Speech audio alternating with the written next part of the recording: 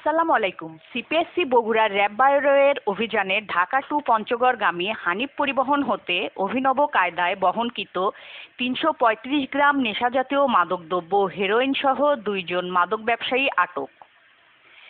CPSC বগুড়ার RAB ১২ গোপন সংবাদের ভিত্তিতে জানতে পারে যে ঢাকা ছেড়ে আসা পঞ্চগড়গামী হানিফ পরিবহনে যাত্রীবাহী বাসে করে কতিপয় ব্যক্তি অবৈধ মাদকদ্রব্য হিরোইন ক্রয় বিক্রয়ের উদ্দেশ্যে নিজ হেফাজতে বহন করিয়া আসিতেছে।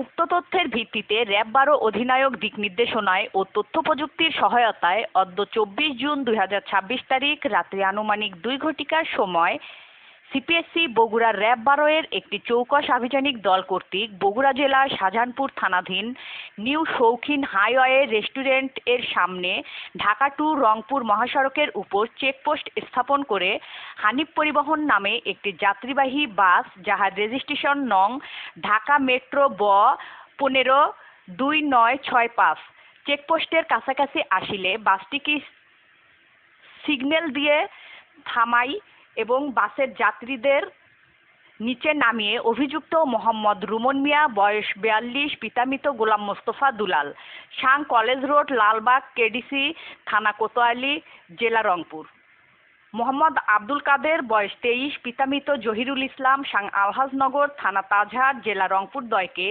দেহ তল্লাশি করে সর্বমোট ৩৩৫ গ্রাম নেশাজাতীয় মাদকদ্রব্য হেরোইন সহ আটক করতে সক্ষম হয় এবং মাদক ব্যবসার কাজে ব্যবহৃত ২টি বাটন মোবাইল, ২টি সিম এবং নগদ ১,৩৪৫ টাকা জব্দ করা হয়।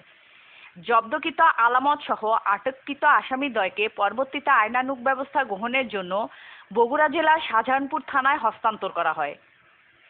Firoz Ahmed ATC, squadron leader, company commander, CPSC Bogura, RAB ১২। News desk Tanjil Akter Lucky. ওয়েবসাইটে BD2 নিউজ টিভি দেখতে লগ ইন করুন bd2news.com, Facebook page BD2 news, YouTube BD2 news.